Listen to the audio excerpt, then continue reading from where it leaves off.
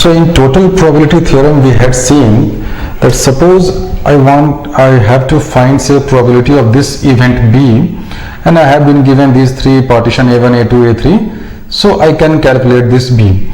This scenario I can visualize in another manner also. I can say that okay, this B is an effect, something say like production of a defective item in a factory, which has been caused by these three A1, A2, A3 or A1 to AN different causes. So in total probability theorem we have to find out probability of B. So for that we require probability of A1, that is the first cause.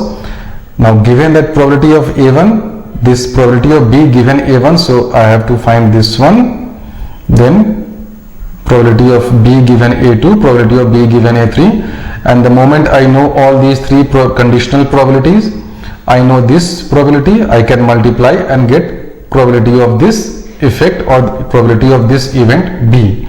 Now the question is, suppose you have been given that okay, this event B has happened, whatever was the effect that has taken place.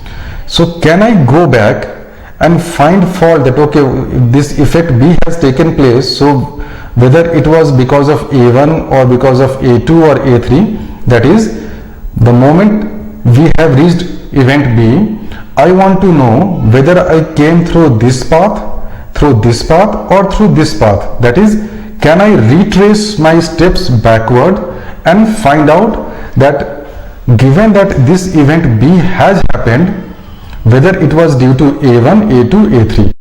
In total probability theorem, what has happened, that I have come from this A1 and reached B, that is I have traversed this path.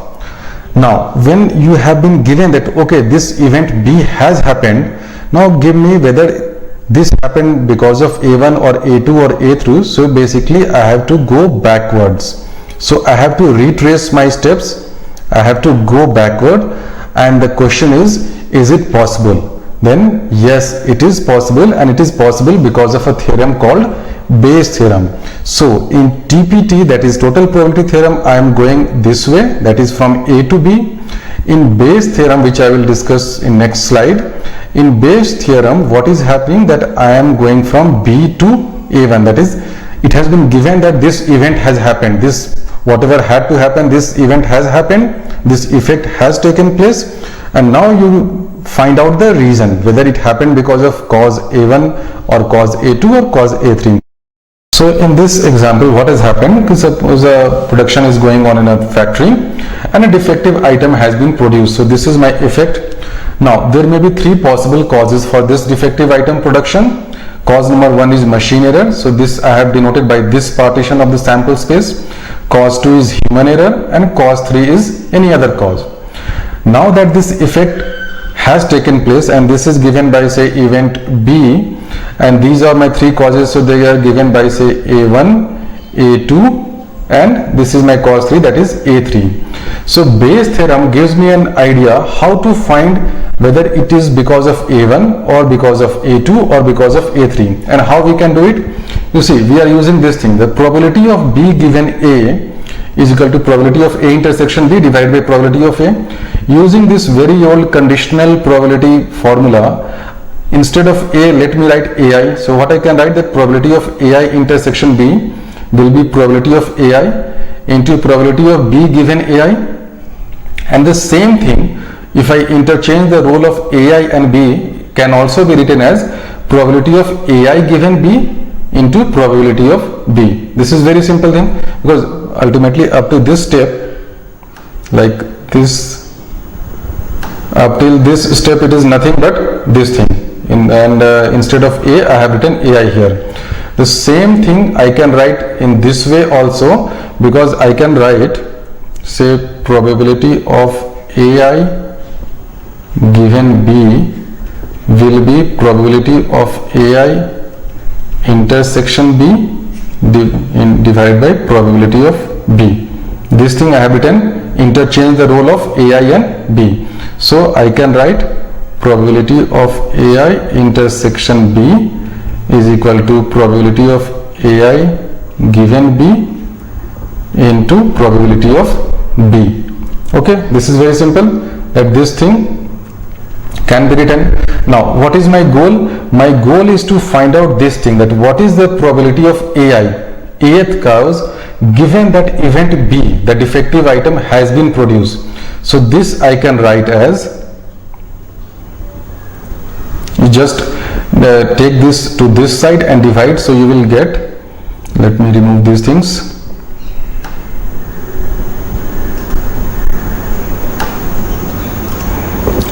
So this, taking this PB to this side, I will get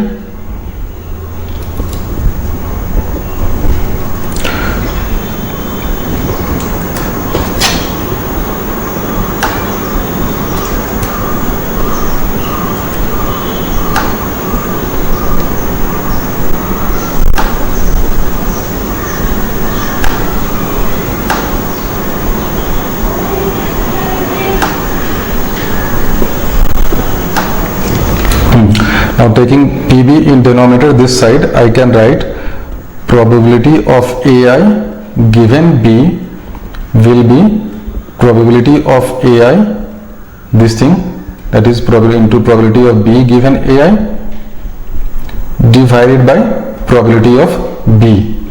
Okay, this is Bayes theorem.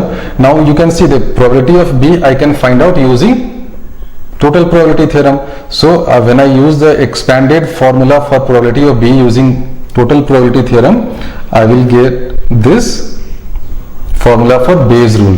So what is this formula? Let A1, A2, A and B disjoint events that form a partition of the sample space, and assume that PAI greater than 0 for all I.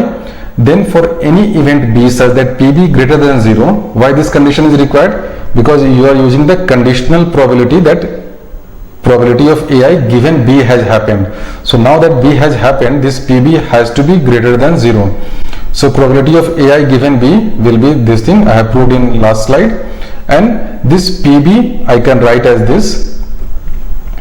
This PB can be written as this using total probability theorem. So this is the conditional probability of a particular cause AI given that the event B has occurred. So this is given like this. In numerator you have probability of AI into probability of B given AI, and in denominator you have all such terms. So although this formula looks very intimidating and daunting, but don't worry, this is, if you just think that what is the rationale, what is the logic going into derivation of this formula, then you need not remember also. After doing say 4 or 5 numericals based upon Bayes rule, this formula will naturally come to you. So let me do one numerical on based upon this Bayes theorem. You see, this is the problem. In answering a question on a multiple choice test, a student either knows the answer or guesses. So there are two outcomes, that a student may know the answer or he may guess. Okay, let P be the probability that the student knows the answer. So P is the probability of knowing the answer. So obviously 1 minus P will be the probability that he is making the guess. Okay, assume that a student who guesses at the answer will be correct with probability 1 by m. So if he knows the answer and he answers it, then he may reach the correct answer. This is correct answer, event C.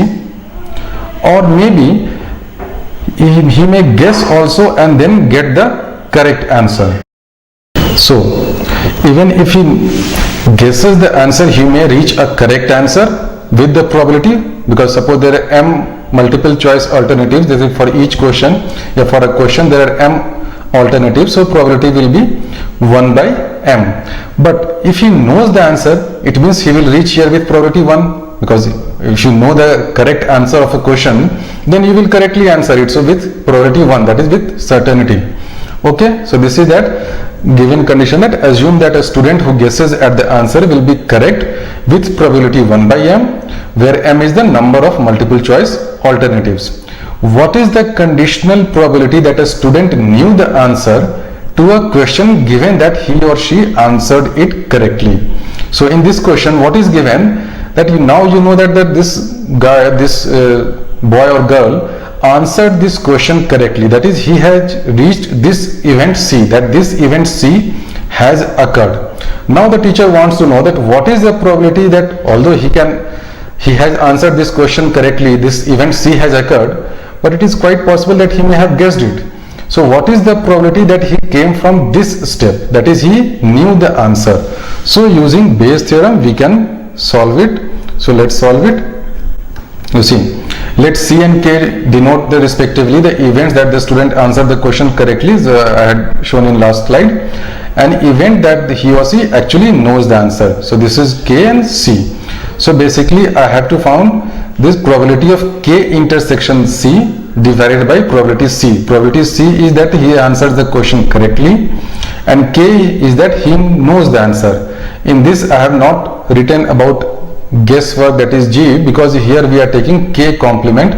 So whatever is K complement, that is same as G.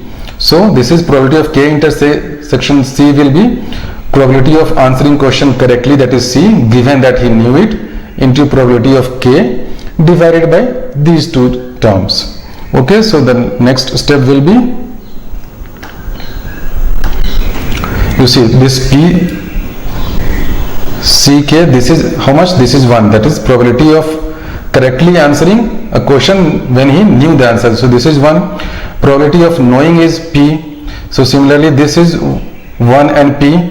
And in this thing, probability of correctly answering the question when he K complement meaning he did not knew the answer, that is he guessed the answer. So that is 1 by M into probability of K complement, that is guesswork, is 1 minus P. So you solve this, you get this answer, and you can see that suppose M is equal to 5 and P is equal to half, you will get that this required probability as 5 by 6. So this is one way of drawing an inference about possible alternative causes given that an event has occurred.